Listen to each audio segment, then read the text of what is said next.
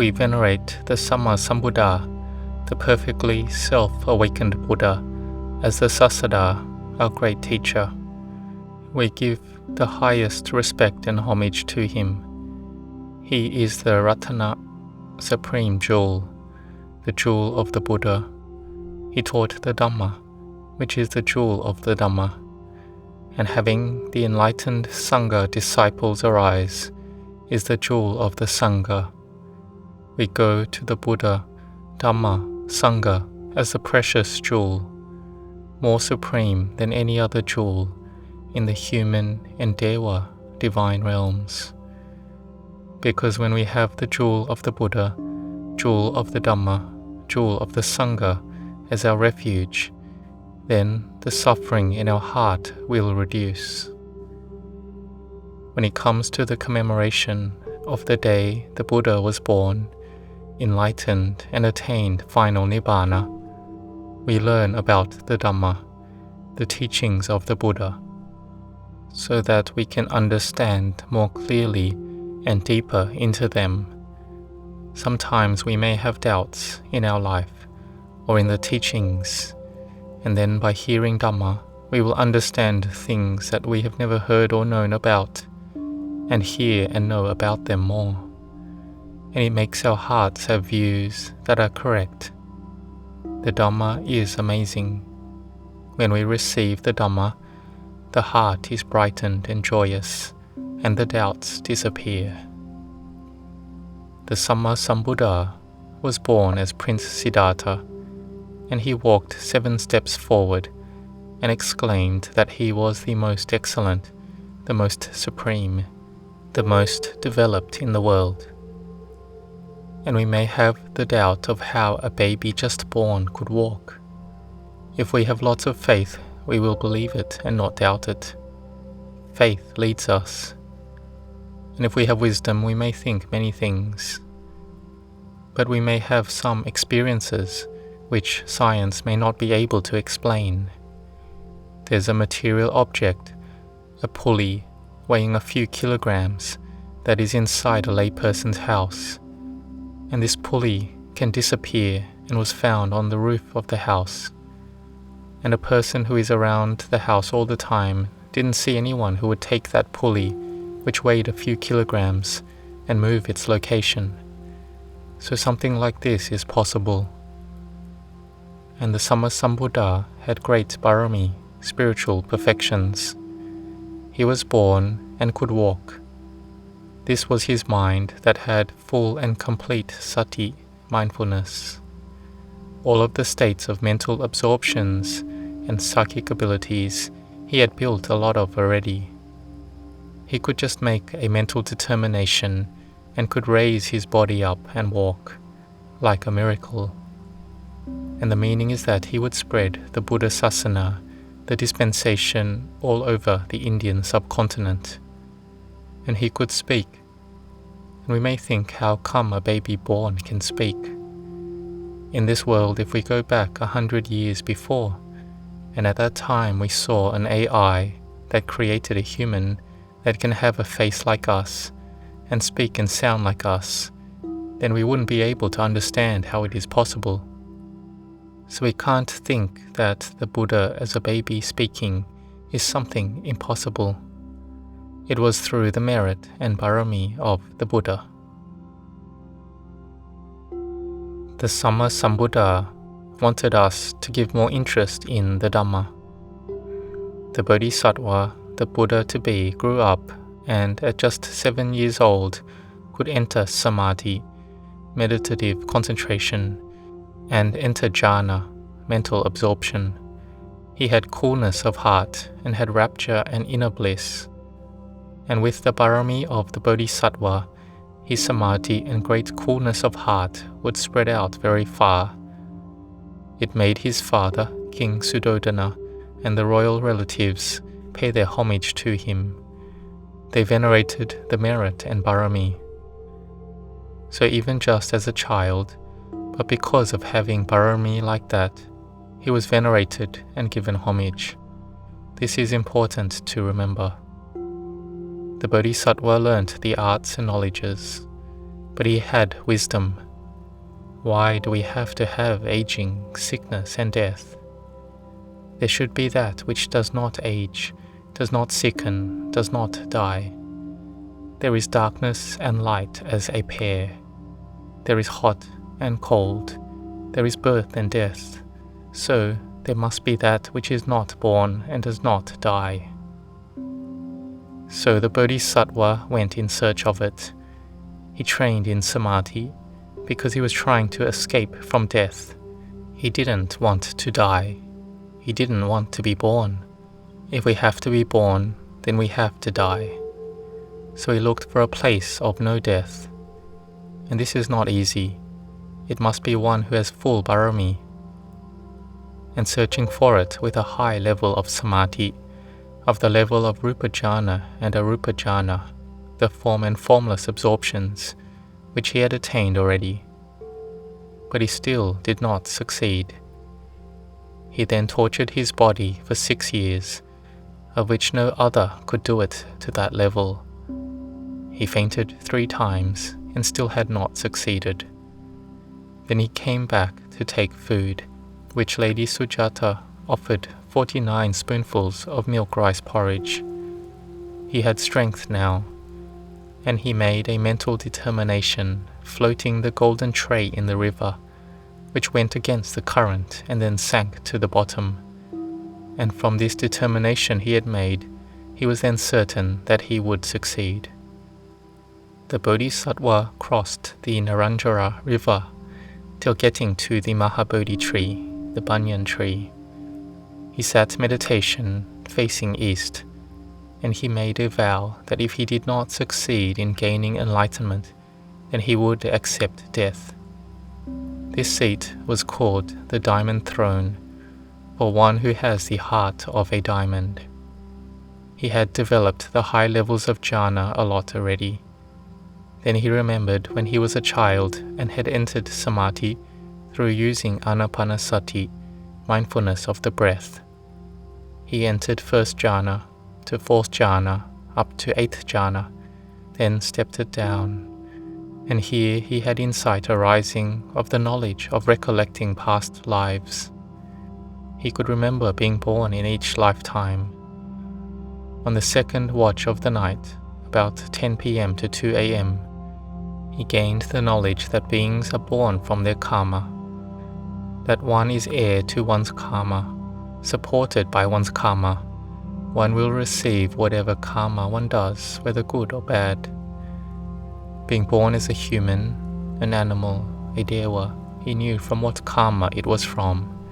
He knew clearly into it. He knew of each chitta, heart, that was born cycling around death and rebirth. He knew it clearly. Doing kusala, goodness, one is born well. Doing akusala, bad deeds, one is born badly. And in the last watch of the night, the Bodhisattva contemplated paticca samuppada, the dependent co-arising of phenomena. He saw that there is no real self. The kilesas, mental defilements, arise because of causes and conditions. Avijja, ignorance, is a cause for sankhara, karmic formations. Sankhara is the cause for vijnana, consciousness. Then tanha, craving, arises. Upadana, clinging. Then dukkha, suffering, arises. This is a process that people are deluded in. It leads the heart to be born and die in the cycle of samsara. The heart without wisdom is led on by ignorance like this. So beings make different karma. Having greed, anger, delusion, this is them being controlled by the defilements. So don't get angry and have ill will towards them. Don't look down and be harsh to them. Sometimes the results of karma come up as suffering. So don't make it worse for them. Have metta, goodwill, and compassion, because all beings' hearts have been tricked by the defilements like this for a long time already, and being deceived until losing out on everything. The Buddha contemplated and had knowledge and insight of the ending of the asavas, the mental effluence. He could destroy the defilements and have purity of heart, becoming the Samma Sambuddha. Before he was Prince Siddhartha, then attained enlightenment and became the Samma Sambuddha by way of the heart. Before this, the Bodhisattva for many lives and existences had built his barami, having the virtue of great compassion. Then, being enlightened, he had the virtue of great wisdom, and his heart becoming purified, he had the virtue of great purity. These are the three virtues that we keep recollecting. When we recollect these three virtues, our heart is joyous. Rapture arises easily. In the time we have various suffering and dangers, we think of the Buddha, and then we will be safe. Wherever we go, if we have fear, then we think Buddho, we think of the Buddha, and then fear can disappear. This is a true thing. There are Dhamma practitioners who go to a place to go against fear. When fear comes up, they think only of Buddho, think of the Buddha, and fear disappears. But we have to firmly believe that the Buddha will really protect us by way of our hearts. We may have the karma that the body must break apart, but the Buddha will protect our hearts. The heart will be joyous, have happiness, and not waver, going with outer things. We remember the virtue of the Buddha as an object of our mind. In a day, we recollect the Buddha a lot until our mind is firm in samadhi. Seeing anicca, impermanence, dukkha, unsatisfactoriness, anatta, not self, is seeing the Dhamma. This is seeing the Buddha in our heart. Here we will be a noble Sangha disciple of the Samma Sambuddha, and being a monk or a lay person, they will be a noble Sangha disciple. There is no difference, because it's in the heart.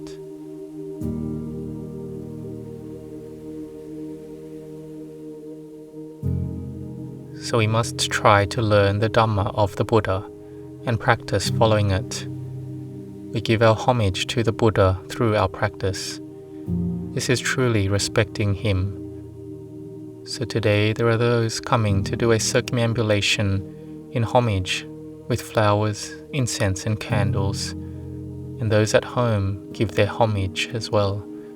We take our hearts and recollect the virtues of the Samma Sambuddha. This is an outer expression of body and speech.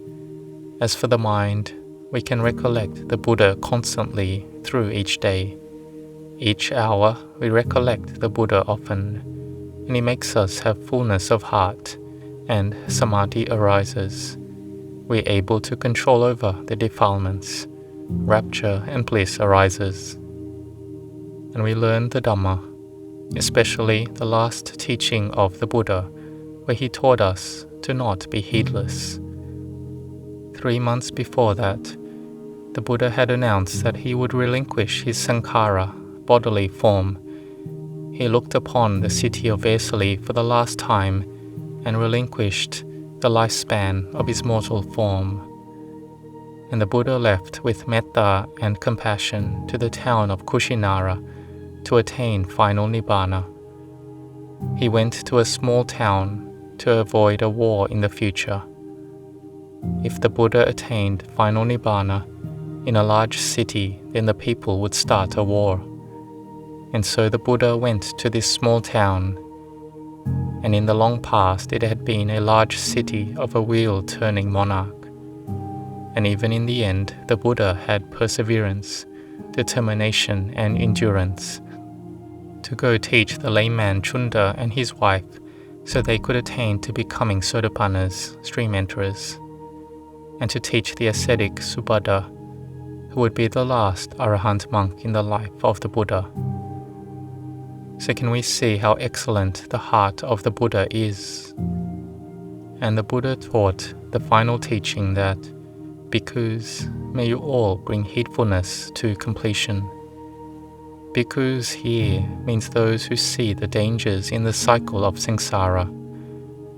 So lay people who see the danger in samsara can have minds that are a bhikkhu as well.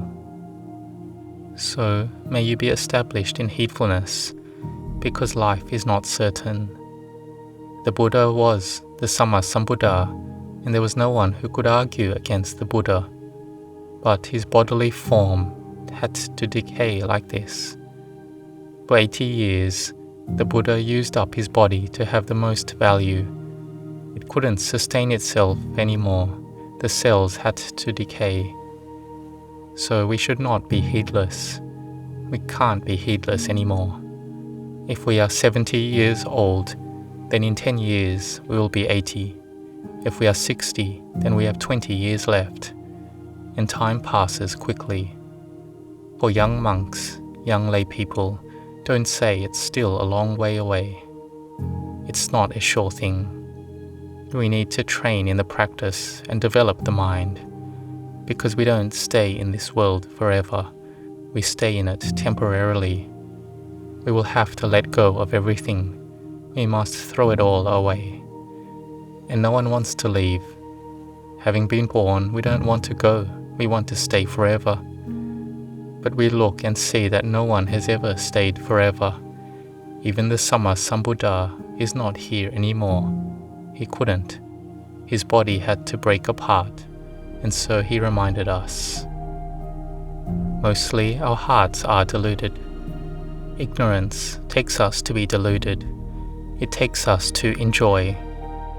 What makes us deluded is enjoyment and pleasure. The enjoyment takes us to be lost, to not think and contemplate.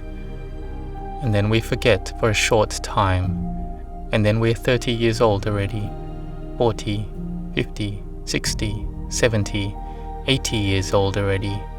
It's close to time being up already. Or many die before that, or those who die after. So don't be heedless. So it is a commemoration of the full moon of Visākha, of the Sammasambuddha's birth, enlightenment, and final nibbana. In one way, it is according to time, but in the heart, the Buddha was born when he was enlightened. Enlightened, the Buddha was born, and the defilements were also nibbana, extinguished then. So may you be established in heedfulness, following the Buddha's teachings. Then you will develop your minds to be higher and better. Give up bad deeds, cultivate meritorious deeds, and purify the heart. Then you will meet and see the Buddha truly in your hearts. May you grow in blessings.